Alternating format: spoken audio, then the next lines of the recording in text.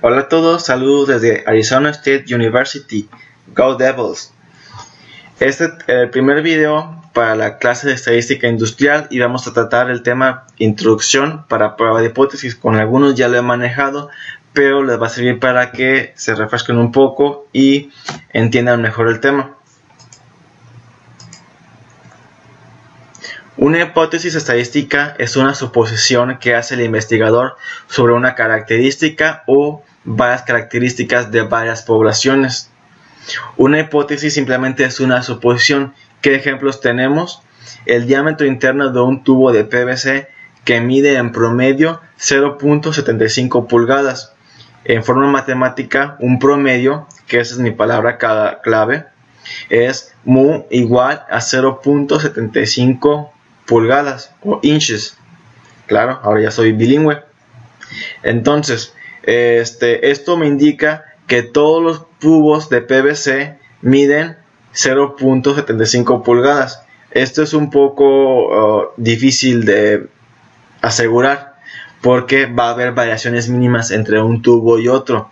Pero lo que este fabricante nos quiere asegurar es de que sus tubos de PVC miden exactamente 0.75 pulgadas. Es una suposición. Obviamente va a haber una ligera variación, pero se debe permitir cierta variación para asegurar esto. Entonces, con estadística es lo que queremos probar, que a pesar de la variación que obtengamos de una muestra, no se salga de cierto rango.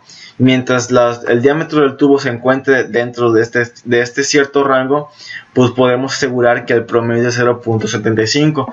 Si la diferencia es demasiado alto hacia arriba o demasiado bajo hacia el otro extremo, pues entonces el tubo de PVC no se puede asegurar de que mida exactamente eso. Otro ejemplo es la proporción de productos defectuosos que es menor al 1%. Esto matemáticamente lo representamos con la letra P. La letra P es una proporción que es similar a la letra P que manejamos en distribución binomial. Y el 1% pues es 0.01. Para definir que la proporción es menor al 1%, matemáticamente escribiríamos que P es menor a 0.01. Y otro ejemplo, los valores promedio de dos poblaciones son iguales. Tenemos dos poblaciones y queremos evaluar sus promedios, por lo tanto tendríamos mu1 y mu2. Para expresar una diferencia de poblaciones lo hacemos con una resta. Si las poblaciones tienen un promedio igual, independientemente de la característica de la que estemos hablando, se esperaría que el promedio sea igual. Y la diferencia, si restas un valor de otro, pues esperarías que el promedio fuera 0. Si yo mido la estatura promedio de un salón y a lo mejor es 1.70 y la comparo con la estatura de otro salón, a lo mejor es 1.72. Aquí tengo tengo promedios diferentes. Si las comparo, pues la diferencia es de 2 centímetros. Yo esperaría que mu1 menos mu2 es igual a 2. Lo que quiero probar aquí es de que la estatura es diferente de un grupo a otro. Para hacer la prueba de hipótesis, ocupamos dos tipos de hipótesis y buscamos evidencia estadística, es decir, que vamos a trabajar con números para rechazar una hipótesis en favor de otra. El primer tipo de hipótesis es la hipótesis nula, que la representamos con H subíndice 0, que esa es la afirmación sobre una característica de la población que se supone es cierta.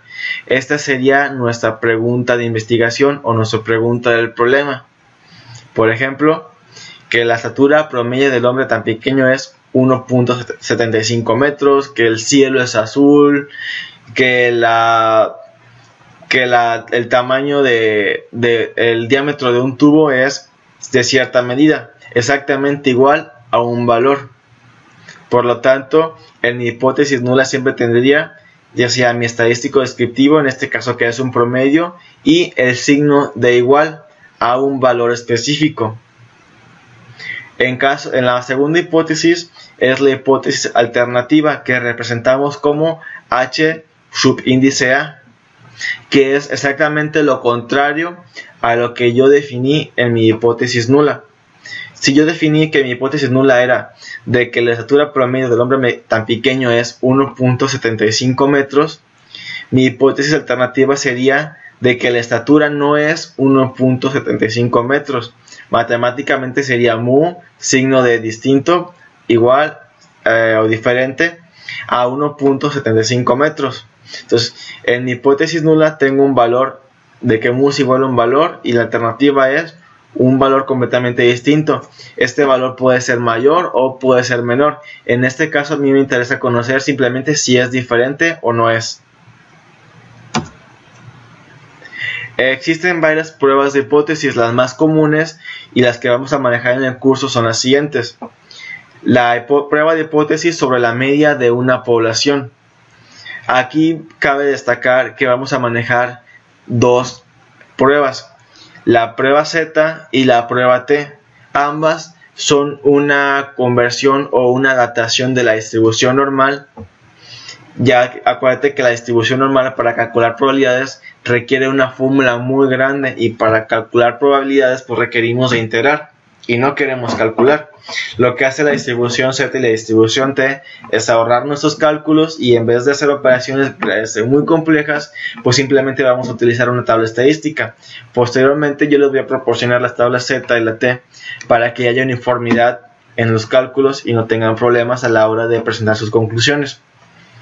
Cuando tenemos una muestra grande, vamos a suponer que la muestra es mayor a 30 individuos o 30 observaciones. Ocupamos la distribución Z. En el caso de muestras pequeñas ocupamos menos de 30 individuos y ocupamos la distribución T-Student. Si tienes un tamaño de muestra igual a 30, esta ya va a ser criterio tuyo, que tú eres el investigador, si manejas la prueba T o la prueba Z. No debería haber mucha diferencia entre una y otra. Va a haber ligera diferencia en cuanto a decimales nada más. Pero por regla general en todos los libros se maneja que el tamaño de muestra grande es arriba de 30 individuos. ¿Qué formato va a tener nuestra hipótesis nula? Aquí estamos hablando de promedio de una población, por lo tanto el promedio de esta población es mu igual a un valor específico θ. En el caso de una muestra pequeña representamos el promedio con x testada, donde el promedio de esta muestra es exactamente igual a un valor. Y lo que se busca con la prueba T de Student es de que mi muestra represente o sea significativa de la población. Por lo tanto, mi promedio muestral será igual a mi promedio poblacional. Es decir, que esta muestra me representa muy bien a mi población. Si tienes una población de estudiantes, por ejemplo, todos los alumnos del UPAL, y yo hiciera muestras de 10 alumnos en 10 y hiciera el promedio de estatura, en cada muestra obtendría un promedio distinto. Y este promedio de cada muestra sería distinto a si sacara el promedio aritmético de la estatura de todos los alumnos de la escuela. Entonces, lo que se busca es una muestra significativa, es decir, una muestra que represente a toda mi población. En este caso, pues ese es el formato específico para la prueba de una población. Después vamos a ver a prueba de hipótesis sobre la proporción de una población. De igual manera, se va a hacer distinción para muestras grandes y para muestras pequeñas. La diferencia aquí es de que para muestras grandes ocupamos distribución Z y para muestras pequeñas se ocupa la distribución binomial. El formato de las hipótesis es parecido, solo que en vez de mu ocupamos la letra P de proporción y es exactamente igual a un valor. En este curso nos vamos a enfocar únicamente en para muestras grandes. Después existen otros dos tipos de prueba de hipótesis, que es para contrastar dos poblaciones, y tenemos para contrastar el promedio poblacional o para contrastar la proporción de las poblaciones. Y aquí tengo mi población 1 con mi población 2, cada una va a tener un promedio. Si las poblaciones son iguales, yo esperaría que si restara el promedio de 1 menos el promedio de la 2 me diera 0. Este valor se puede cambiar a otro número. Por ejemplo, si yo quiero que suponer que la estatura de un grupo es mayor que la de otro, también se puede proponer. Simplemente tendré que asignar un valor distinto de 0 a la igualdad. Siempre vamos a manejar igualdad en hipótesis nula. La hipótesis que va a cambiar va a ser la alternativa. Eso lo vamos a ver más adelante. Y se va a manejar igual para la diferencia de dos proporciones. La proporción 1 menos proporción 2 igual a un valor numérico. Cuando hablamos de proporciones vamos a hablar de porcentajes. Tendríamos 0.1, 0.05, etc. En estadística se manejan dos tipos de errores. Las pruebas se manejan con cierto grado de confiabilidad.